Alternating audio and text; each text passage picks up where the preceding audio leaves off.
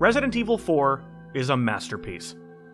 I've said something to that effect in a few of my videos before, and I've always considered it something that goes without saying. It's like 2 + 2 = 4, or Keanu Reeves is a perfect being. These are understood truths that no one could ever call into question. However, each time I've passively mentioned how RE4 is one of my favorite games, and how I believe it to be the best entry in the Resi series, I got a small amount of pushback. I've been told that having that opinion exposes me as not a true Resident Evil fan, and I've been called a hypocrite for liking this game while crapping on other action-heavy entries like Resident Evil 6. My knee-jerk reaction to these criticisms has always been dismissal and mockery. But I recently decided to take a step back, really think about RE4. With my critic hat firmly placed atop my head, I made the painful decision to sacrifice my oh-so-perfect Steam playtime for the game to see whether it's still worthy of being on that pedestal so many of us put it on. And after about 2 minutes, I concluded that, yup, Resident Evil 4 is still an absolute masterpiece.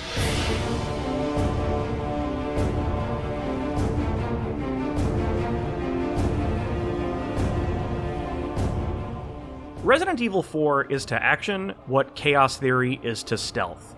It's also Capcom's Skyrim, that one critically acclaimed title they release over and over again on every new platform because they know fans will rebuy it. I myself am guilty of buying it on 4 separate systems. First the GameCube, then the Wii, then on Xbox 360, and finally PC. It's one of those games that never gets old no matter how many times I replay it, and I've replayed it a lot. I probably run through it at least 3 times a year, and sometimes I don't even mean to. I'll boot it up with the intention of playing just a few levels, relive the magic a bit, and before I know it, I'm watching the end credits. I've blasted my way through this thing on so many occasions that it's ended up having ties to events in my own life. No lie, RE4 is the last game I finished the night before my place caught fire in 2018. And it's the game I was playing when I finally reached 100,000 subscribers here on YouTube. I loved this game when I first played it over 16 years ago, and I've loved it each and every time after. RE4 is so damn good that its very development birthed 2 other entire games. One called Haunting Ground, starring a canine sidekick some of you might recognize. Hey, it's that dog. And another small PS2 hack and slash you've probably never heard of called Devil May Cry. But, as I've said in the past, just because something is incredible doesn't mean it's flawless. I should admit up front though, most of this review will have me blowing RE4 harder than your average Pornhub star, but I will also be addressing common critiques I've seen from detractors and acknowledging the handful of genuine nitpicks I have with it. Before I continue, it's worth pointing out that technically, I'm not playing Resident Evil 4 in its vanilla form. Nowadays, I exclusively play the game on PC with revamped graphics courtesy of the RE4 HD Project mod. This total texture overhaul has been worked on for over 7 years by a few extremely passionate fans, and when I installed it a couple years ago, I knew there was no going back. There's an excellent video by one Jacob Geller that compares the work done here to professional art restoration, and I think that's a perfect parallel. These enhancements don't change how the game plays, nor do they compromise the vision of the original in any way. They basically make RE4 look how you think it always did, to the point that I doubt many of you would have noticed the difference had I not said anything. I'm only pointing it out for the sake of transparency and to shout out the amazing work and dedication on display here. Check out the description for a download link if you'd like to experience it for yourself firsthand.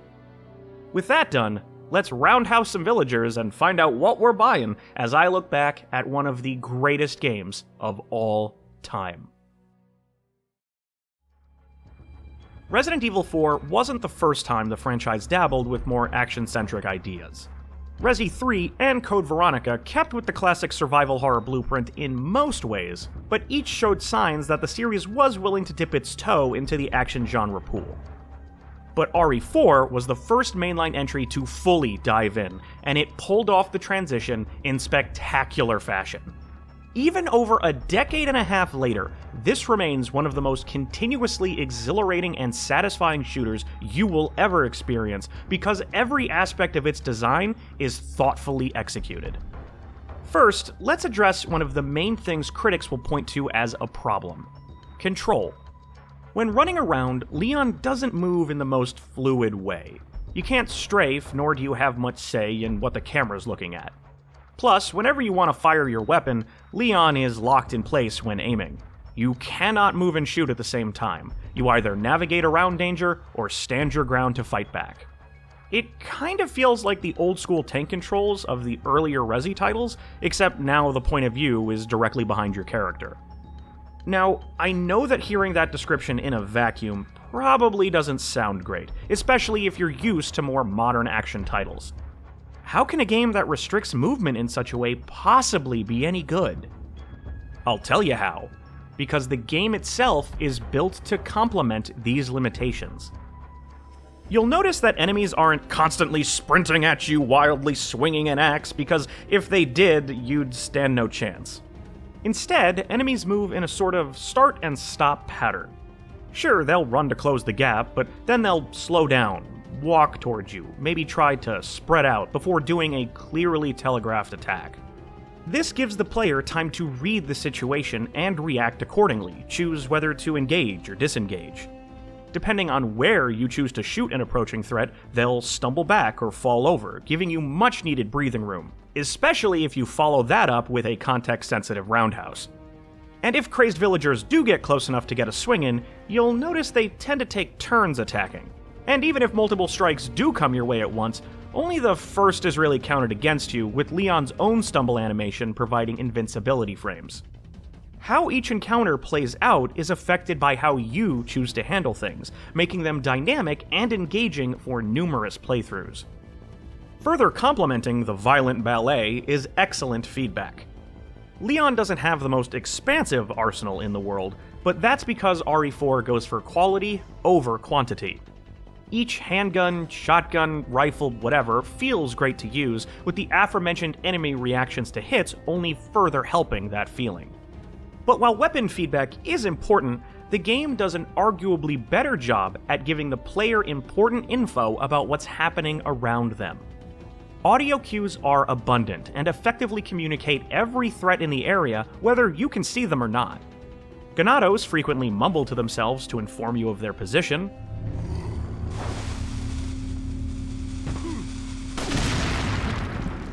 They yell or grunt when they're about to throw something.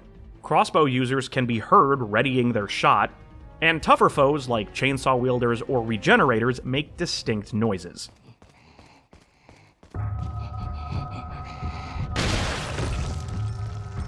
As long as you're paying attention, you should always know what's coming and where they are in relation to you. Quick impression for you. Caw, bang, fuck, I'm dead! Despite all of that, I'm not going to pretend the controls are flawless. There are times, though infrequent, where the stiff movement can make it difficult to quickly avoid danger. This is a bigger issue in the second half of the game, where projectiles, specifically crossbows, are more common, and trying to avoid arrows while dealing with whatever else is being thrown at you can be a bit too much. Plus, while the vast majority of environments are laid out in intelligent ways that further complement the movement, giving you different paths or obstacles to hide behind, there are a few here and there that aren't as well thought out. The infamous water room is the most often used example of this for good reason. It's a large open area with no safe haven from the snipers and cultist swarms that greet you, meaning the best tactic here is to sprint past everything and put your back against a wall. Also, there are the Novistadors. These guys suck, I'm not a fan. They only show up, I think, 4 times in the entire game, but when they do, these bug-eyed bastards are way too nimble and numerous given how this game works. Every time I know I'm about to encounter them, I let out an exasperated sigh, and I doubt I'm the only one. Another point of contention is the inventory system. The attaché case where Leon stores all his supplies has limited space, especially in the early goings, and making sure you can fit every bullet or herb you find requires some micromanaging. Mark my words, this fish will fit in this case. You're also forced to enter this screen each and every time you want to switch weapons or heal. Personally, I'm so used to how this works that it's practically second nature and doesn't detract from my enjoyment. During fights, I'm in and out of this screen in 2 seconds, and neatly organizing everything the way that I do scratches a specific OCD itch. That said, I'm not going to argue against people that find it archaic, because they're right. Having some kind of quick swap for just 2 or 3 favorite guns would go a long way. It would also be nice if there was some way to designate sections of the case for certain categories of item, so I didn't have to move crap around every time I picked up an extra herb or grenade. In regards to the QuickTime events that are present throughout, both during gameplay and cutscenes, I've also never really had an issue with them. There are some people that despise QTEs, no matter the context, but if they're presented well and not overused, I'm fine with them, and RE4 checks both of those boxes in my opinion. Okay, times where you have to mash X to not die aren't my favorite, but that doesn't happen much, and they're spaced out enough to not feel like a gameplay crutch or substitute. When it comes to cinematics, the prompts pop up at sensible times and add a special tension to that initial playthrough. Although there are a few that don't give you enough time to reasonably react unless you already know they're coming, and dying to these does feel cheap. Let's talk balance. Resident Evil 4 is hands down one of the most perfectly balanced games I've ever played. It manages to simultaneously maintain a constant power creep as you unlock more guns and upgrade the ones you have, while also steadily adjusting the challenge dial to make the experience consistent. This is all possible thanks to a dynamic difficulty system.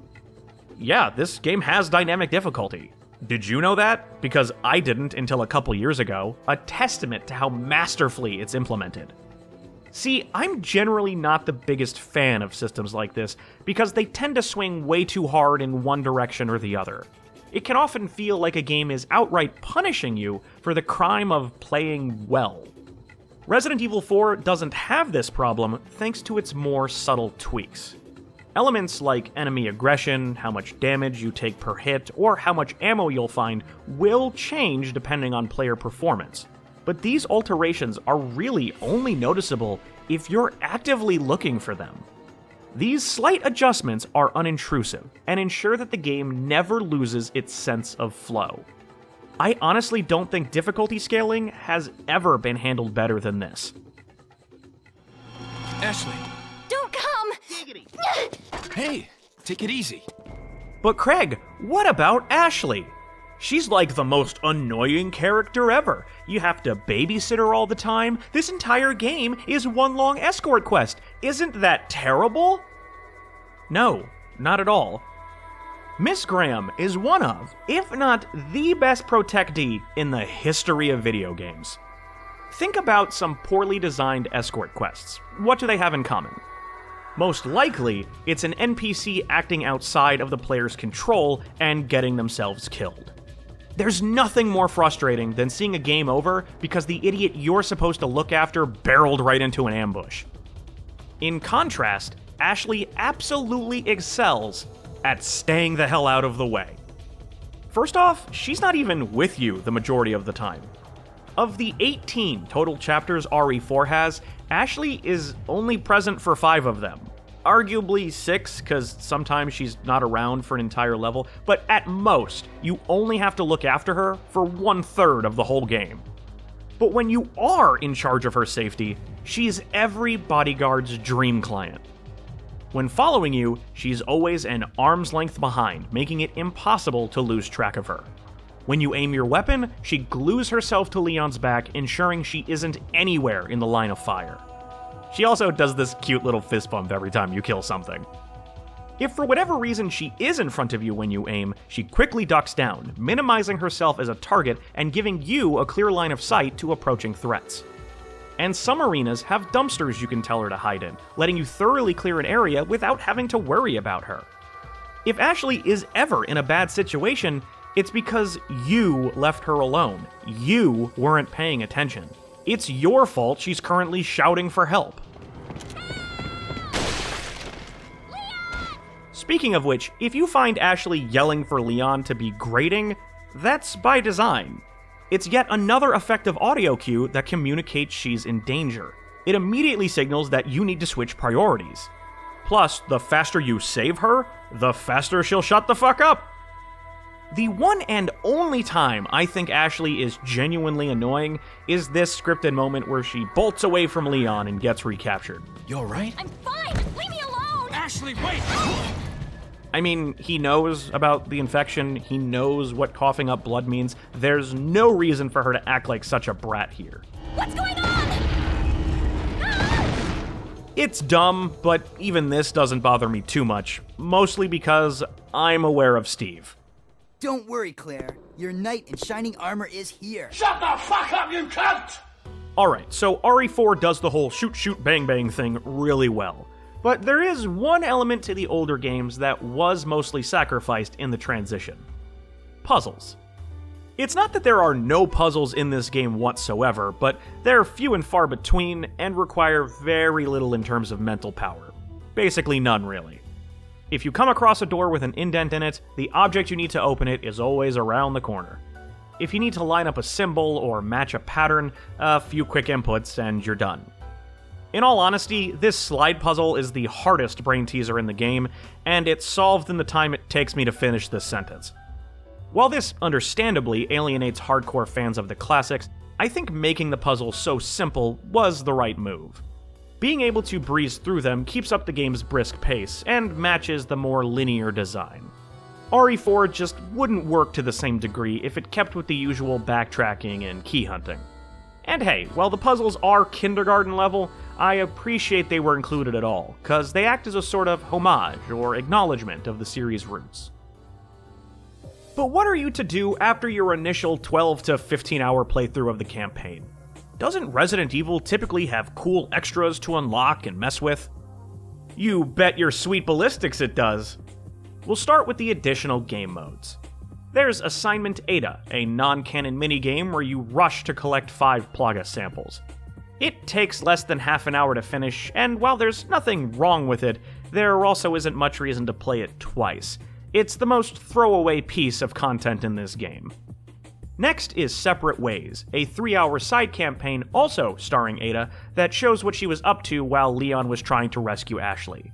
It moves at a brisk pace, gives some appreciated context, and has a few unique firearms to battle cultists with, though 95% of its environments are simply recycled from the main game.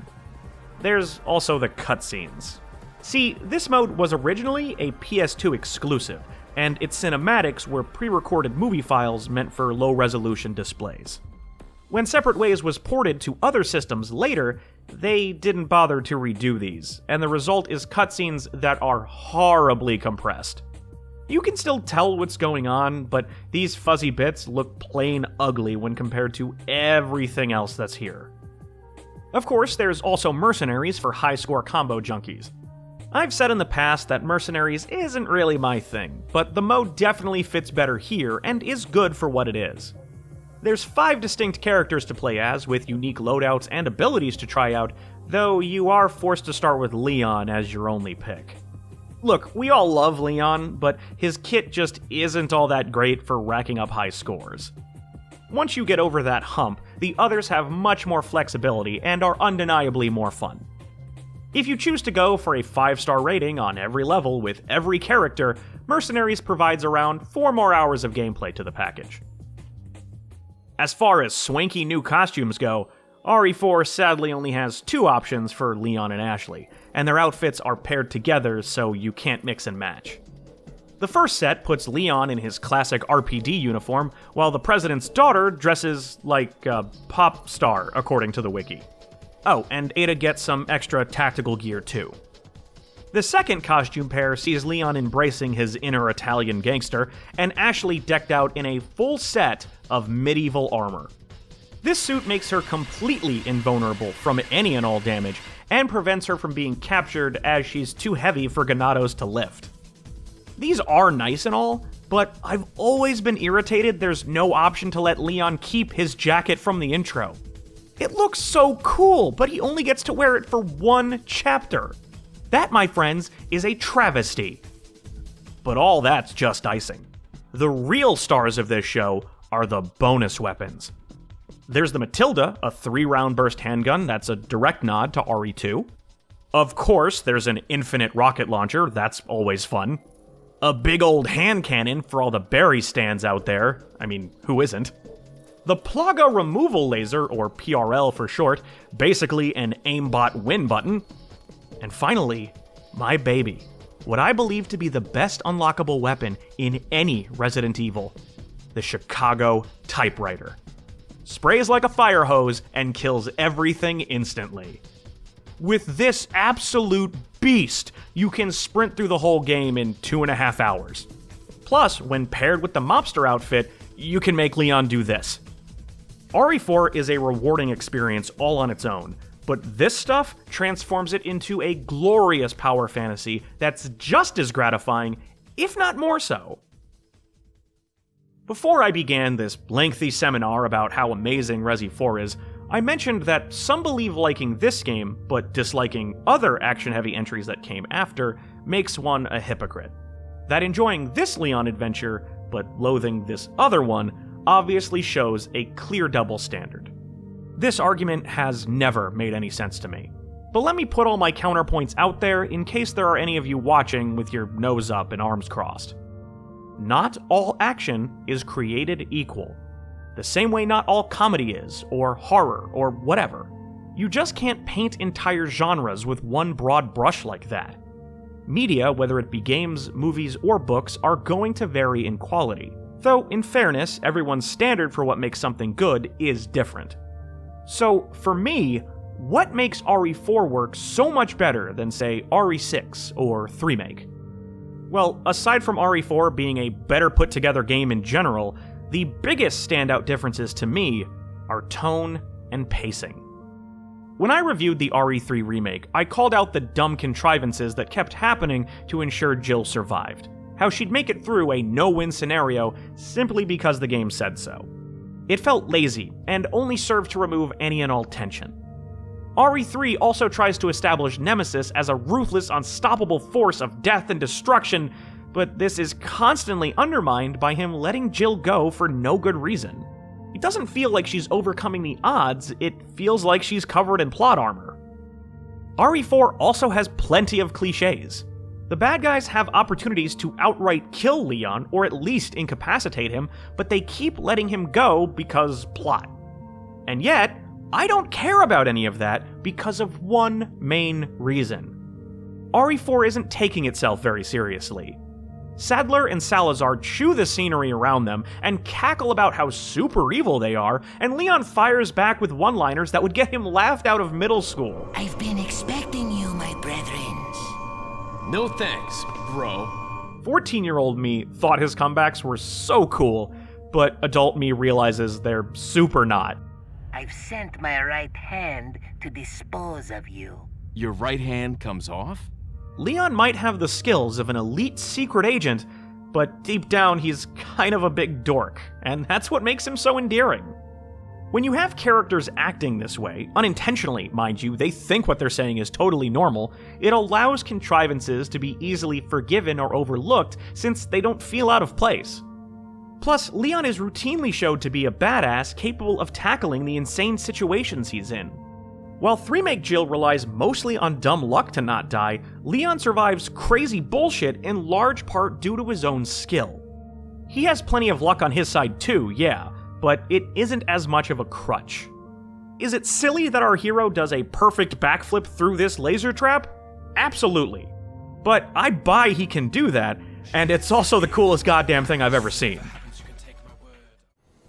Resident Evil 6 has the above problem tenfold. It takes itself so seriously. It's trying to be this dark, gritty drama with world-ending stakes, but then throws 20 different set pieces at you in quick succession, each one more ridiculous than the last. There's no concept of subtlety. The breakneck pace not only becomes exhausting, but it doesn't match the tone of the narrative Capcom is trying to tell. Compare it to RE4, which I think has damn near perfect pacing. It has the over-the-top set pieces too, but they're spaced out much more effectively. The core gameplay is given plenty of time to speak for itself, so when the bombastic crescendos occur, they feel earned, they feel special. Unlike RE6, where so much shit is blowing up all the time, it becomes boring. Hell, even Resident Evil 5, a game that I like and think gets way more shit than it deserves, suffers from this on some level. Less is more.